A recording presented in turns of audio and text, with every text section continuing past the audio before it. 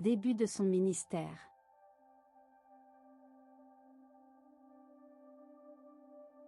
Le paradis avait choisi comme refuge pour son envoyé un château de style Renaissance, niché au cœur d'un bois ancien, bordé par une vaste étendue d'eau calme. Le personnel de maison avait été prévenu, le grand patron allait venir s'y installer. Un jeune homme, inconnu de tous, mais dont on savait qu'il était végan à l'exception du lait et de ses produits. Une singularité de plus. Octave avait ainsi pris demeure à proximité des villes.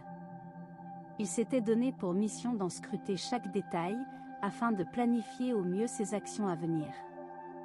L'humanité de cette histoire devra instaurer le paradis sur terre, mais avant cela, elle devra trouver la paix et l'harmonie.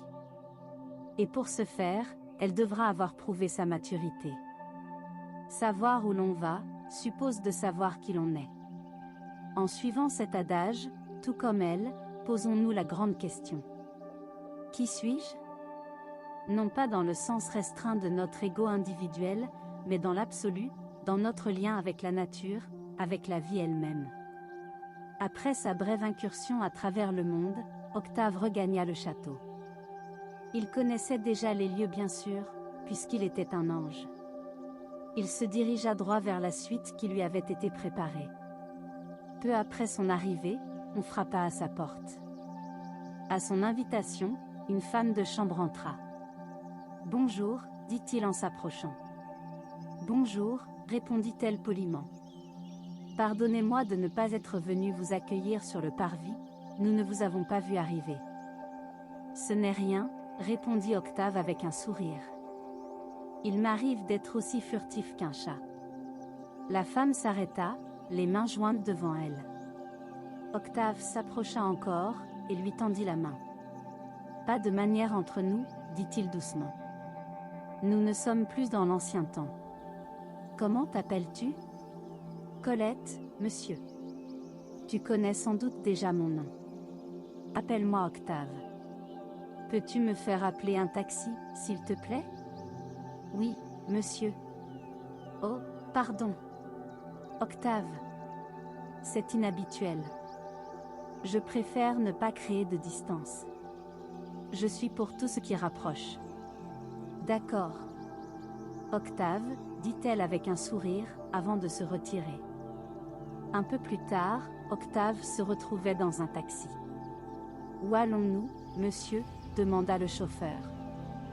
Déposez-moi dans la ville la plus proche, n'importe où. Et pourriez-vous revenir me chercher demain, à la même heure ? Aucun problème, monsieur.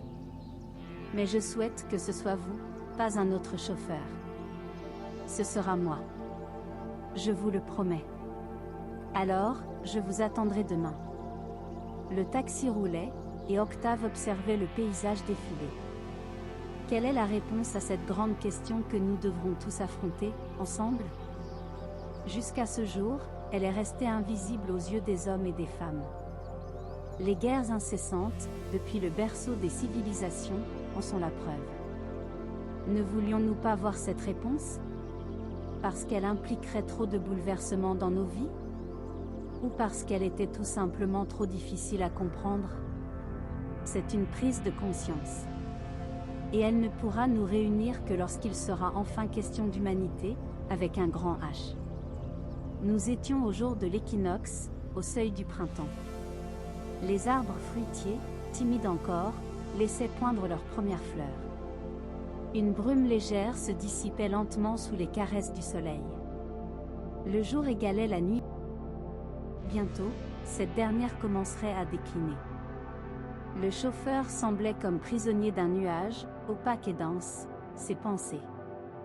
Elles tournaient en boucle, formant une barrière invisible entre lui et la vie. Impossible, dans cet état, de ressentir la nature. Voici l'artère principale, annonça le conducteur. Où puis-je vous déposer ? Ici même, arrêtez-vous dès que vous le pouvez. Ce sera parfait. Octave sortit. Il observa. Les gens marchaient d'un pas rapide, tendu. Un flot allait dans un sens, un autre dans le sens inverse, chacun respectant sans le savoir une sorte de discipline muette. Il n'y a plus de communauté, se dit-il. Ils sont devenus étrangers les uns aux autres. C'est une société d'individus, pas de frères. Pourquoi tant d'empressement? Qu'est-ce donc qu'ils courent tous atteindre avec une telle ferveur? Puis la réponse émergea, limpide. Ils poursuivent leur propre énergie de subsistance. Mais ils en ont été dépossédés. Ils se sont mis eux-mêmes en esclavage, en acceptant que cette énergie soit captée, transformée et centralisée dans un lieu unique, la banque. Ils ont cédé à quelques-uns le pouvoir de vie ou de mort sur eux. Désormais, ils n'œuvrent plus pour eux-mêmes, ni pour une communauté, mais pour des entités abstraites. En retour, ces entités leur restituent leur propre énergie, sous forme d'argent, et de manière inégale. D'où les tensions, les jalousies. Les maîtres de ce monde s'appliquent à isoler chacun dans ses propres difficultés, engendrées par ce système même. Alors le peuple se replie sur lui-même, se désolidarise, se paralyse. Il mendie ce qui lui appartient. Cela n'a aucun sens. Quand dira-t-il enfin, stop? Nous reprenons notre énergie? Au détour d'une rue, Octave vit deux hommes s'insulter violemment à cause d'un accrochage entre leurs voitures. Ils étaient prêts à en venir aux mains. Ils cèdent si facilement à la colère. La méfiance est partout. Où est passée la gentillesse? Le respect, cette qualité naturelle qui devrait les unir?